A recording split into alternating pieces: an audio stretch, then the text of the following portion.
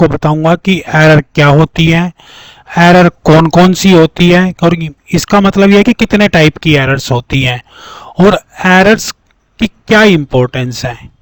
कहने का मतलब है कि एरर हमें क्यों चाहिए और एरर से हमें क्या बेनिफिट होता है। ये सारे टॉपिक्स हम इसी लेक्चर में डिस्कस करने वाले हैं।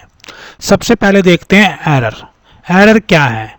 एरर का मतलब है it is the difference between the exact value and the approximate value. Approximate value को हम कैलकुलेटेड वैल्यू भी कह सकते हैं। कैलकुलेटेड वैल्यू यानी कि जो वैल्यू हमने कैलकुलेट की है और जो उस कंसेप्ट की एग्जैक्ट वैल्यू है उसके बीच के डिफरेंस को हम बोलते हैं एरर। फॉर एग्जाम्पल, हम जैसे पाई की वैल्यू लेते हैं, पाई की एग्जैक्ट वैल्यू क्या होती है? 3.1415 समथिंग, और हम क्या ले लेते हैं, इसकी एग्जैक्ट वैल्यू क्या है? 3.1415, और हमने अप्रोक्सीमेट वैल्यू कितनी ली इसकी? 3.14। तो इसके बीच का जो डिफरेंस है that is known as error. तो इस केस में हमारी एरर कितनी होगी? 3.1415.3.14। इसको कैलकुलेट करोगे तो कितना आ जाएगा? 5100 पॉइंट, यानी कि 0.0015। ये हमारी क्या होगी है? एरर। एरर का मतलब क्या हुआ बच्चों कि जो हमारी एग्जैक्ट वैल्यू है और जो हमारी कैलकुलेटेड वैल्यू है, कैलकुलेटेड बोले या अप्रोक्सीमेट वैल्यू जो हमें दी हुई है, जो हमने कैलकुलेट की है, उसके बीच के डिफरेंस को हम बोलते हैं एरर्स। अब देखते हैं टाइप ऑफ एरर्स। तो मेनली 3 टाइप की एरर्स होती है: इनहेरेंट एरर्स, ट्रंकेशन एरर और राउंडिंग एरर्स। और ये तीनों एरर्स का मतलब क्या है इसको भी वन बाय वन समझ लेते हैं। सबसे पहले देखते हैं inherent errors. These errors already present in the problem. Problem means data, यानी कि जो हमारे पास डाटा है ये एरर्स उसमें ऑलरेडी ही प्रेजेंट होती हैं।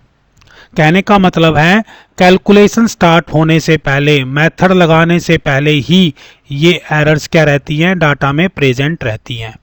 इनका मेन रीजन क्या रहता है? कैलकुलेटिंग डिवाइस, यानी कि जो हमारा कैलकुलेटिंग डिवाइस है उसकी वजह से भी एरर आ सकती हैं। आप देखोगे हर कैलकुलेटिंग डिवाइस में एक लिमिटेड नंबर तक डाटा होता है। आप कैलकुलेटर का ही ले लो, उसमें मान लो 10 डिजिट तक का डाटा दिया हुआ है, राइट? और हमने जब कैलकुलेशन की वो 12 डिजिट्स की आई। तो कहने का मतलब है हमने लिए कितने? 10 डिजिट्स, आने कितने थे? 12 डिजिट्स। तो इसके बीच का जो डिफरेंस है वो क्या क्रिएट कर देगा? एरर। बट ये एरर किसकी वजह से हुई? कैलकुलेटिंग डिवाइस की वजह से, यानी कि जिस डिवाइस पे आप कैलकुलेट कर रहे थे उसकी वजह से, या कई बार हम क्या करते हैं डाटा को अप्रोक्सीमेट ले लेते हैं, उसकी वजह से भी ये एरर अकर होती हैं। तो इस एरर के 2 रीजन हैं, या तो कैलकुलेटिंग डिवाइस होगा या फिर हम स्टार्टिंग में ही डाटा को अप्रोक्सीमेट कर लेते हैं। उसके बाद देखते हैं सेकंड प्रॉब्लम्स। सेकंड क्या कहता है? Truncation error. Truncation error basically कब अकर होती हैं कि जैसे हमारे पास एक सीरीज दी हुई है, जैसे e की पावर x, इसको कैसे कैलकुलेट करेंगे? 1 + x + x² + x की 3। अब हमने क्या किया, जब हम इसको कैलकुलेट कर रहे हैं x की वैल्यू 1 के ऊपर, राइट? x की वैल्यू कितनी हुई है? 1, ये तो 1 लिखा हुआ है। अब इसकी जो एक्चुअल वैल्यू है वो ये आती है, क्या आती है? 2.71828। और हमने क्या किया, ये पीछे वाली 2 छोड़ दी। क्या कर दिया? इनको ट्रंकेट कर दिया, यानी कि इन सीरीज को हमने छोड़ दिया। तो अब इसका रिजल्ट क्या बनेगा? 1 + 1, तो वैल्यू कितनी बनेगी? 2। तो यहां पे 2 लिख दी, 2.00000। अब इसको डिफरेंस करेंगे 82817। तो ये वाली एरर किसकी वजह से आई? ट्रंकेटिंग द सीरीज। अगर जैसे मैंने यहाँ पे दो सीरीज ले ली है और दो को ट्रंकेट कर दिया है। अगर मैं तीसरी ले लूंगा तो एरर कुछ और कम हो जाएगी, चौथी को ले लूंगा एरर कुछ और कम हो जाएगी। कहने का मतलब है कि हमारे पास एक सीरीज दी हुई है और उसकी कुछ टर्म, पीछे वाली टर्म्स हमने छोड़ दी है, तो उसकी वजह से भी एरर आएगी, क्योंकि एक्चुअल वैल्यू हमारी कुछ और है और जितनी टर्म्स हम छोड़ते जाएंगे वो एक्चुअल वैल्यू से कम डाटा हमारे पास होगा, तो वो भी क्या होगा, ट्रंकेशन एरर। सिंपल फार्मूला क्या है कि सीरीज दी हुई है, उसमें टर्म्स दी हुई हैं T1, T2, T3, T4, और हमने क्या किया, कैलकुलेट करते हुए दो टर्म छोड़ दी, एक टर्म छोड़ दी या बहुत सारी टर्म छोड़ दी, उसकी वजह से जो एरर अकर होती हैं उसको बोलते हैं ट्रंकेशन एरर, राइट। इसके बाद है तीसरी एरर है राउंडिंग एरर्स। राउंडिंग एरर्स का मतलब होता है कि ये एरर कब होता है, rounding off the data. For example हमारे पास डाटा दिया हुआ है 3.1415, ठीक है। अब हमें क्या करना है, इसको 3 डिजिट तक राउंड करना है। कितने डिजिट तक राउंड करना है, 3 डिजिट तक। राउंड करने का वे क्या होता है, अगर 0 से लेकर 4 तक की वैल्यू हो तो उसको हम ड्रॉप कर देते हैं, और 5 से लेकर 9 की वैल्यू हो तो उसमें +1 कर देते हैं पहली आइटम में। यहाँ पे देखो हमें 3 डिजिट तक राउंड करने के लिए बोला है, ये 3 डिजिट्स होगी, तो कौन सी डिजिट कंसीडर करेंगे, 5th वाली डिजिट। तो यहाँ पे वैल्यू क्या है, 5th। तो इस पहले वाली वैल्यू में हम क्या करेंगे, एक इंक्रीज कर देंगे, तो ये क्या बन जाएगी, 3.142। क्या बन गई है, 3.142, राइट। तो अब जो एरर इन दोनों के डिफरेंस से अकर होगी, ये क्यों अकर हुई, क्योंकि हमने डाटा को राउंड ऑफ कर दिया।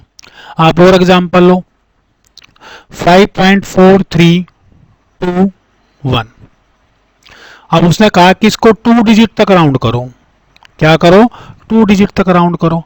अब 2 डिजिट तक राउंड करने का मतलब क्या है कि आपको ये 2 डिजिट रखनी है, तो इससे नेक्स्ट वाले डिजिट लेंगे, यानी कि 2 को कंसीडर करेंगे। अब 2 क्या है, 0 और 4 के बीच में आता है, तो हमारी वैल्यू क्या बन जाएगी, 5.43। अब एग्जैक्ट वैल्यू क्या थी, दिस वन, और हमारी वैल्यू क्या बन गई, दिस वन। अब इसके बीच का डिफरेंस हमारा क्या हो गया, एरर हो गया। इसको कैलकुलेट करेंगे तो 0021, ये हमारी क्या आ गई, एरर्स। तो कहने का मतलब है इनहेरेंट एरर कौन सी है बच्चों, इनहेरेंट एरर है जो ऑलरेडी डाटा में प्रेजेंट्स है, बिना कैलकुलेट करा आपने या तो अप्रोक्सीमेशन लिया है या कोई कैलकुलेटिंग डिवाइस लिया है, और उसकी वजह से ही ऑलरेडी डाटा के अंदर ही प्रॉब्लम्स अकर हो गई हैं, यानी कि ऑलरेडी डाटा के अंदर ही एरर अकर हो गई है। दूसरी एरर क्या है, ट्रंकेशन। मान लो सीरीज तो थी, सीरीज में जो टर्म्स हैं वो 10 थी और हमने कंसीडर करी 2 करी, 3 करी, 4 करी, तो उसके कोरस्पॉन्डिंग ही एरर हमारी कम या ज्यादा होती रहेगी। और तीसरी है राउंडिंग एरर्स। राउंडिंग एरर कब होती है, जब हम डाटा को क्या कर देते हैं, राउंड कर देते हैं to a specific number of digits. इसके बाद है एब्सोल्यूट एरर। एब्सोल्यूट एरर का मतलब क्या है कि जो हमारी एग्जैक्ट वैल्यू आई है माइनस अप्रोक्सीमेट वैल्यू, इसमें नेगेटिव और पॉजिटिव खत्म हो जाएगी। फॉर एग्जांपल देखते हैं, हमारी एग्जैक्ट वैल्यू है, मान लो एग्जैक्ट वैल्यू आई है 3.1415 और अप्रोक्सीमेट वैल्यू कितनी है, 3.14, तो एब्सोल्यूट एरर क्या हो जाएगी, 3.1415 माइनस 3.14, और इसके साथ क्या करा है, मोड किया हुआ है, तो ये वैल्यू क्या होगी हमारी, ये होगी हमारी 0.0015। इसी तरह से हम रिवर्स कर सकते हैं।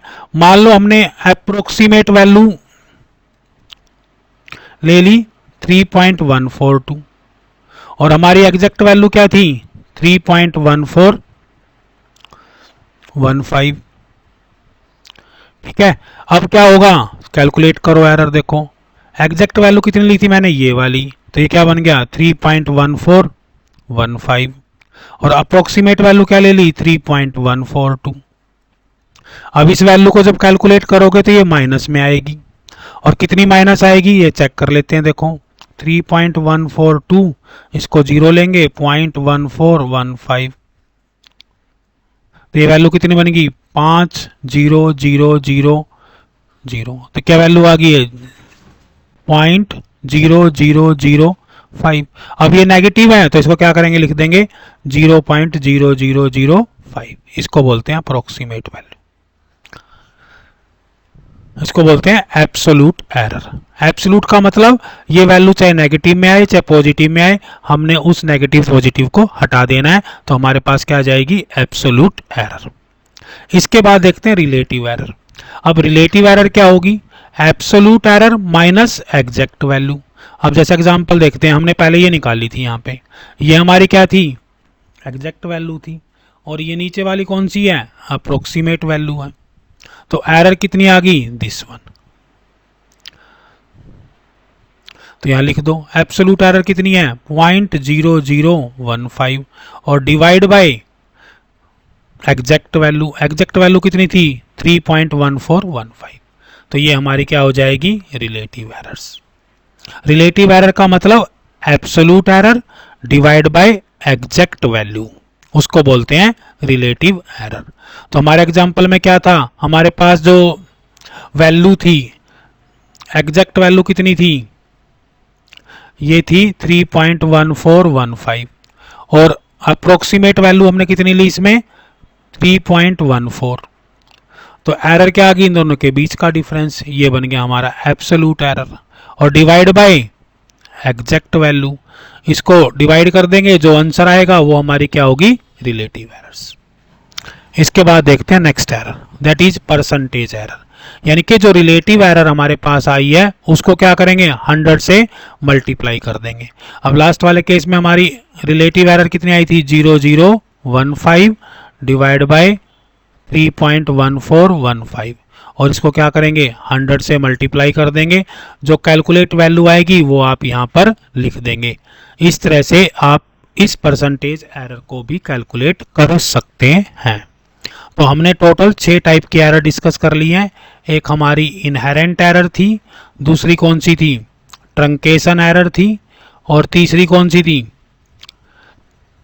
तीसरी एरर हमारी कौन सी थी, ट्रंकेशन के बाद राउंड ऑफ एरर, फिर हमने देखी एब्सोल्यूट एरर, फिर रिलेटिव एरर, फिर परसेंटेज एरर।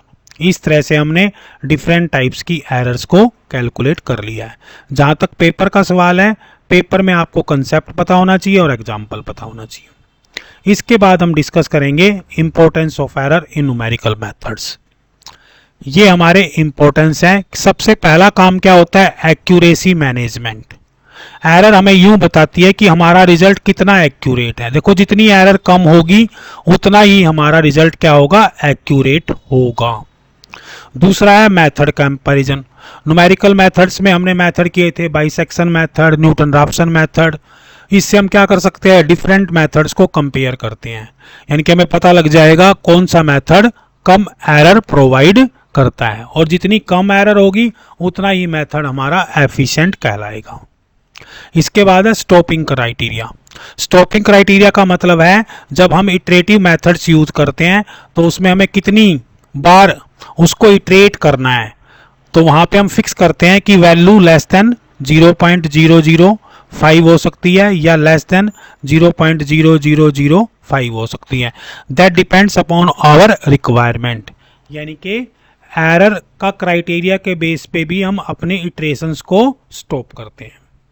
और जितनी एरर्स कम होगी, reliability of results, small error equal to more reliable and trustworthy solutions. सीधी सी बात है, जितनी एरर कम होगी उतना ही मेथड को हम क्या कहेंगे, भाई ये मेथड क्या है, रिलायबल है और ट्रस्टवर्दी सॉल्यूशन है। पांचवा है efficiency check. Error determine whether a method is efficient और नॉट। Fast convergence with less error. और उसके बाद है real life application in engineering, science and computing. Small errors can lead to big consequence, so controlling error is crucial. कह रहा है कि small error can lead to big consequences. छोटी सी भी एरर बहुत बड़े परिणाम कई बार लेके आती है, इसलिए एरर को कंट्रोल करना बहुत ज्यादा जरूरी है। जहां तक पेपर पॉइंट ऑफ व्यू है, आपको जस्ट डेफिनेशन पता होना चाहिए, एग्जाम्पल पता होना चाहिए, और आप आराम से इस क्वेश्चन को सोल्व कर सकते हैं। अगर आपने चैनल को सब्सक्राइब नहीं किया है तो चैनल को सब्सक्राइब जरूर कर लें और अपने फ्रेंड्स के साथ भी लेक्चर को जरूर शेयर कर दें। Thank you.